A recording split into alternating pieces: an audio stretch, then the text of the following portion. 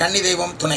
கன்னி தெய்வத்தை வழிபடக்கூடிய கன்னி தெய்வங்களின் குடும்ப உறவுகளாகிய என் அன்பு உறவுகள் அனைவருக்கும் என்னுடைய நெஞ்சார்ந்த வணக்கங்களை தெரிவித்துக் கொண்டு நேரடியாக கேள்வி பதிலுக்குள் செல்கிறேன். அன்பு உறவுகளே, முதலாவதாக ஒரு ஆடியோ, அதை கேட்டு அதற்கு பதிலளிப்போம்.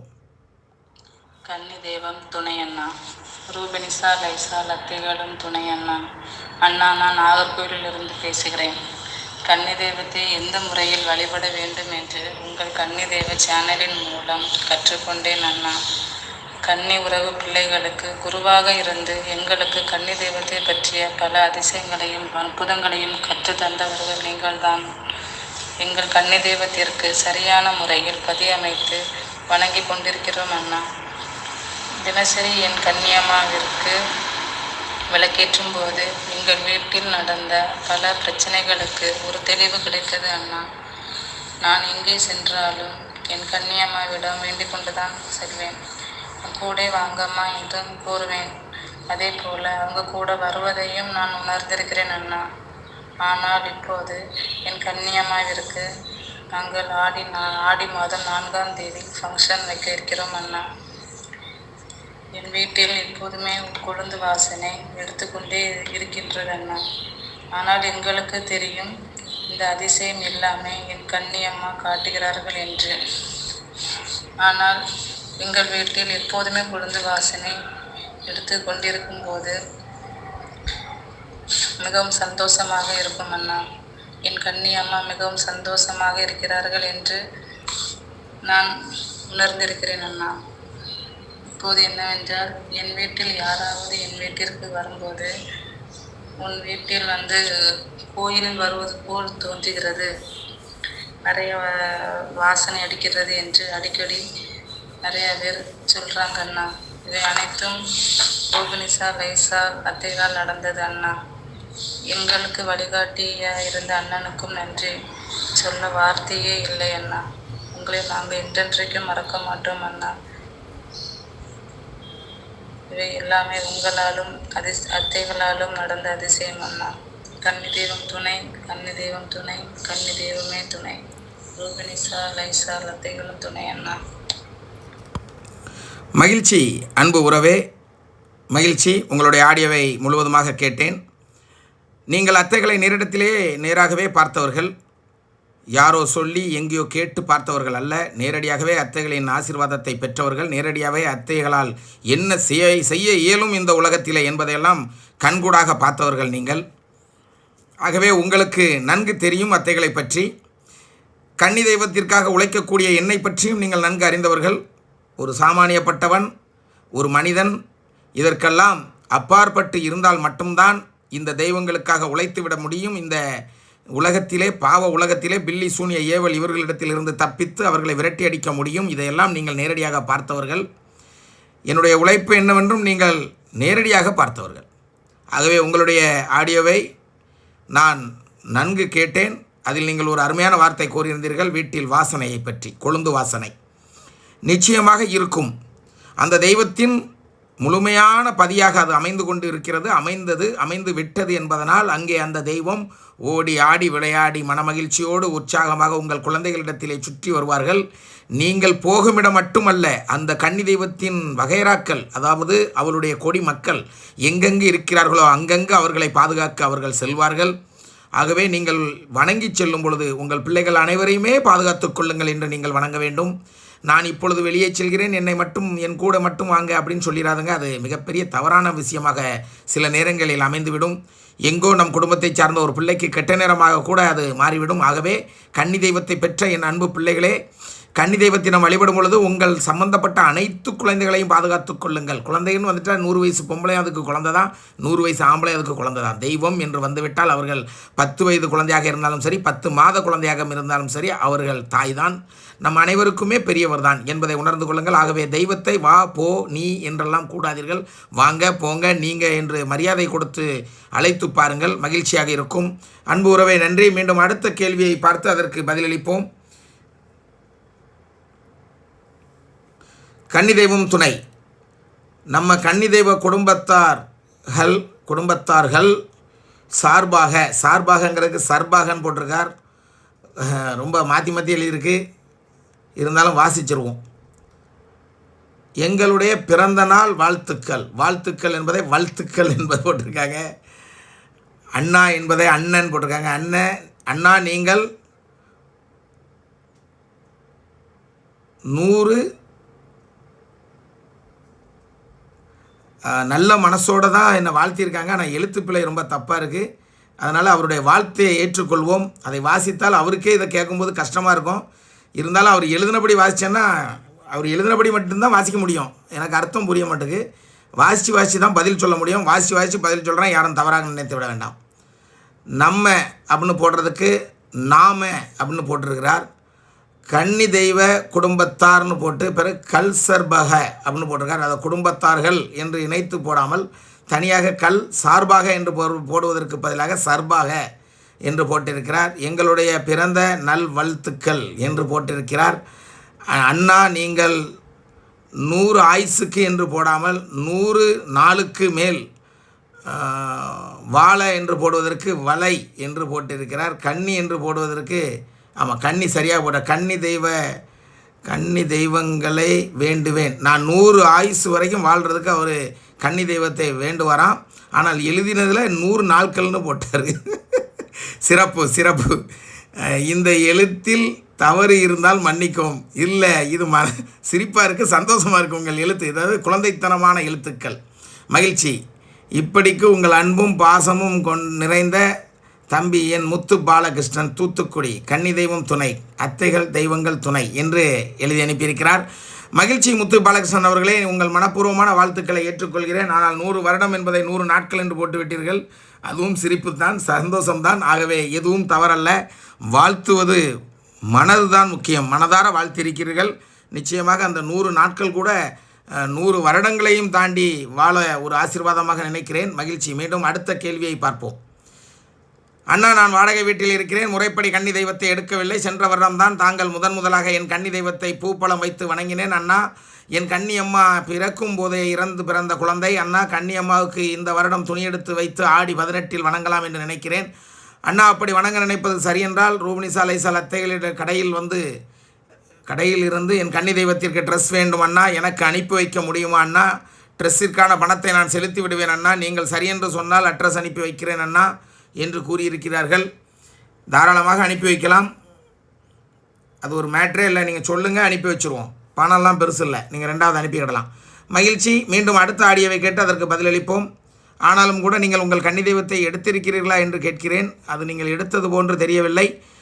இருந்தாலும் நீங்கள் முதலில் வைத்து வணங்கலாம். வழிபட்ட அன்றே அந்த துணியை யாருக்காவது வணங்கிவிடுங்கள்.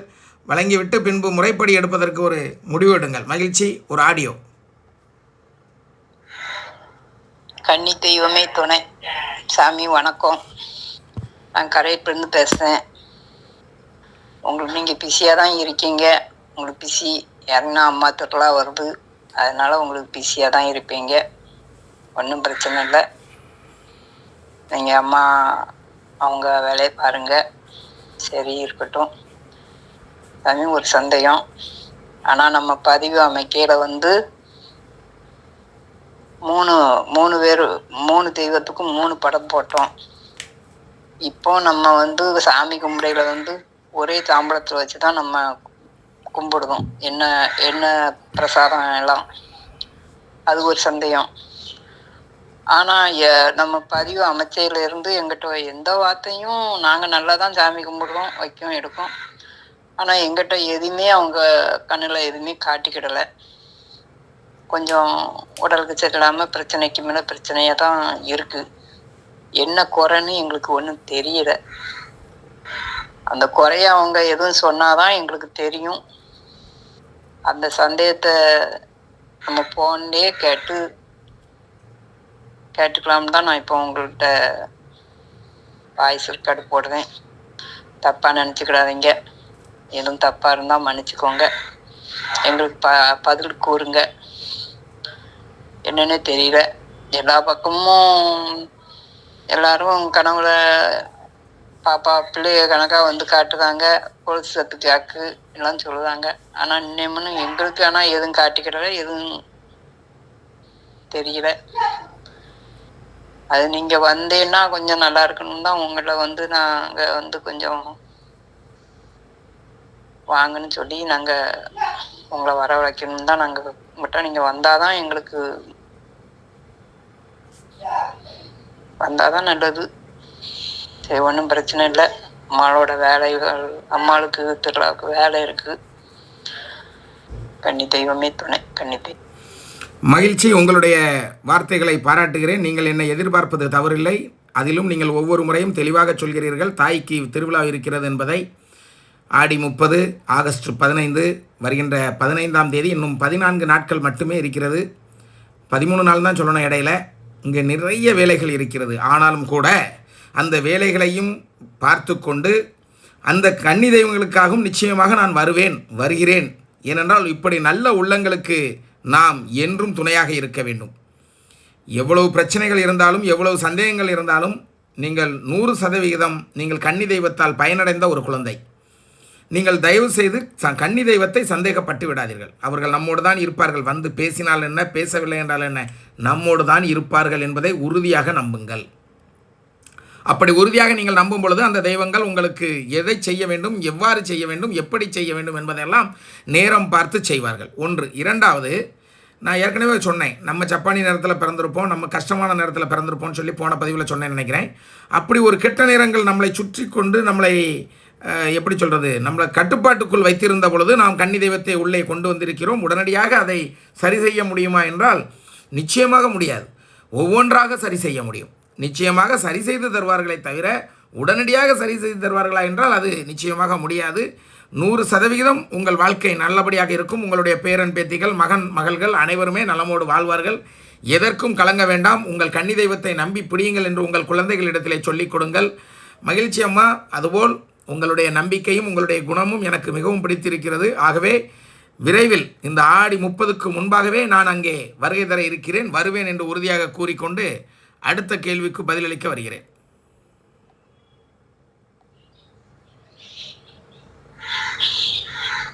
ஐயா, நாங்களும் எங்க கன்னிகளுக்கு துணிமணி எடுத்து வைக்கணும். ஆடி எந்த நாள்னாலும் எடுத்து வைக்கலாமா, இல்லைன்னா அதுக்கு நாள் குறித்து தான் வைக்கணுமா? ஆமாம், அதையும் நீங்க கூறணும். ஏன்னா எங்களுக்கு விவரங்கள் தெரியல. நீங்க வந்தா அம்மா நம்ம ரூபிசா லைசா அம்மா என் உயிரை காப்பாத்துனாங்க, அவங்க வந்த மாதிரி. அதனாலதான் உங்களை நாங்க ரொம்ப விரும்பி, நீங்க வந்தா அம்மா வந்த மாதிரி, அதனாலதான் நாங்க உங்களை விரும்பி நீங்க வாங்கங்க. சரி, நீங்க வேலை உங்களோட சூழ்நிலை அப்படி எதுவும் தப்பா நினைக்க வேண்டாம். நாங்க ஆடி 30க்கு நாங்க வருவோம். அப்பமாவது பார்க்கறதுக்கு எங்களுக்கு நீங்க அனுமதி கொடுக்கணும், அம்மாவை பார்க்கறதுக்கு. வணக்கம். ஆடி 30க்கு வரக்கூடிய நீங்கள் பார்ப்பதற்கு அனுமதி கேட்க வேண்டுமா? அத்தைகளை அருமையாக பார்க்கலாம், அத்தைகளை ரசித்து வணங்கலாம். அத்தைகள் நிச்சயமாக உங்களை ஆசீர்வதிப்பார்கள். ஆசீர்வாதம் பெறக்கூடிய பிள்ளைகளால் மட்டும்தான் அன்று வரவும் முடியும்.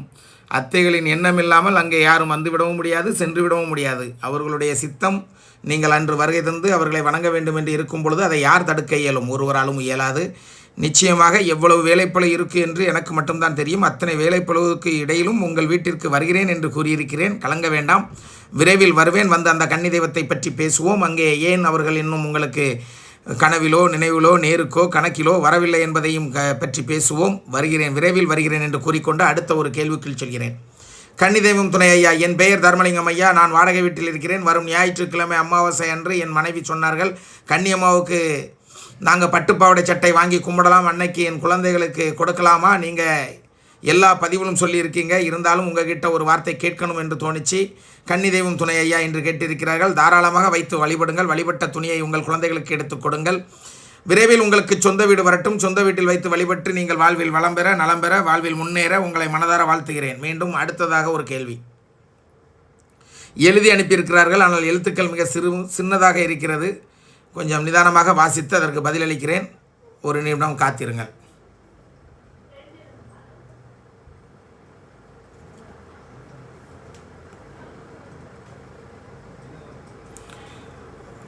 வணக்கம் ஐயா. கன்னி தெய்வம் துணை ஐயா. திண்டுக்கல் மாவட்டம் சித்தையன் கோட்டையிலிருந்து வழிபட்டு வருகிறேன்.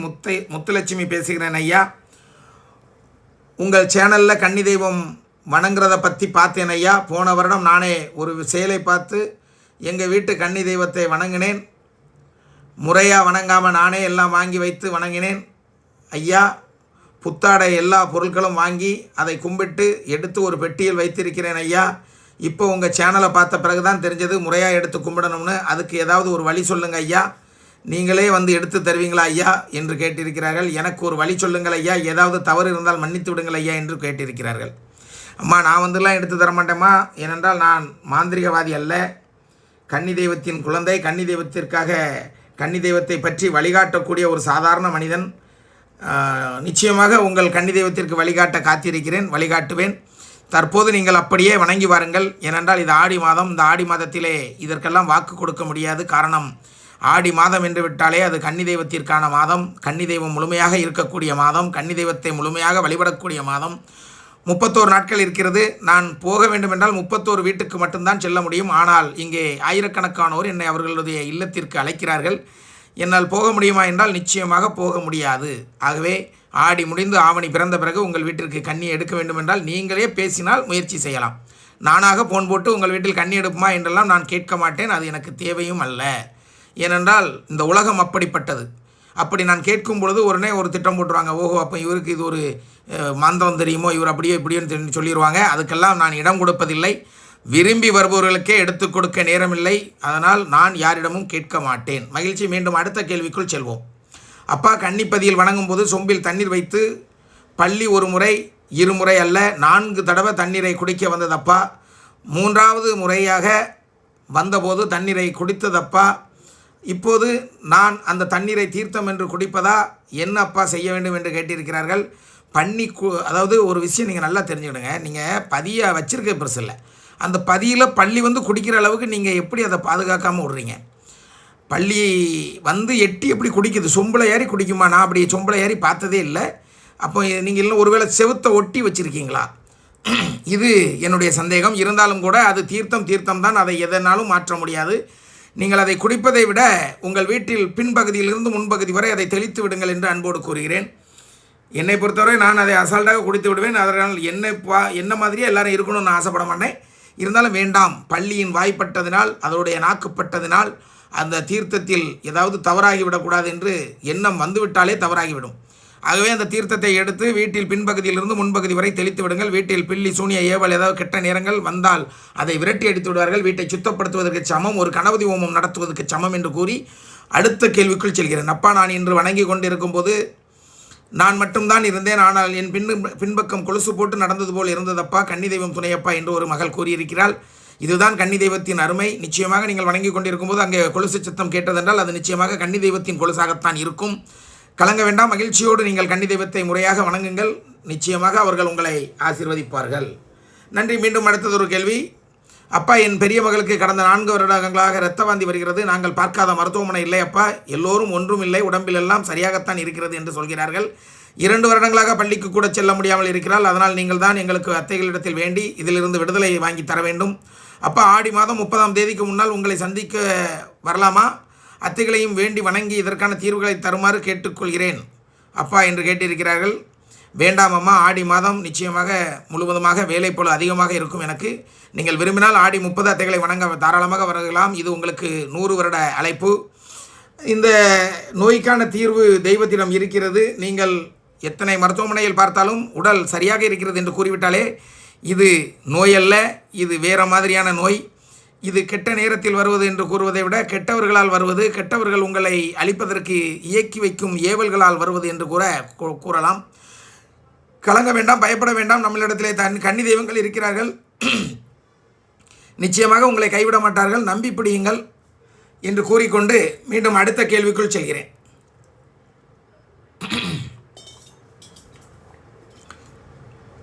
வேணும்னா ஒன்று பண்ணுங்கம்மா. ஆடி 30 அத்தை விழாவுக்கு வருகை தந்து அத்தைகளை வேண்டி செல்லுங்கள். நல்லது நடக்கட்டும். அன்று உங்கள் பிள்ளைக்கு ஏதாவது பேய்களோ பில்லி சூனிய ஏவலோ இருந்தால் வரும் என்று எதிர்பார்த்து வந்துவிட வேண்டாம். அன்று திருவிழா, அத்தைகளின் திருவிழா மட்டும்தான் நடைபெற வேண்டும் என்ற எண்ணத்தோடு வாருங்கள். மகிழ்ச்சி. கன்னி தெய்வமே துணை.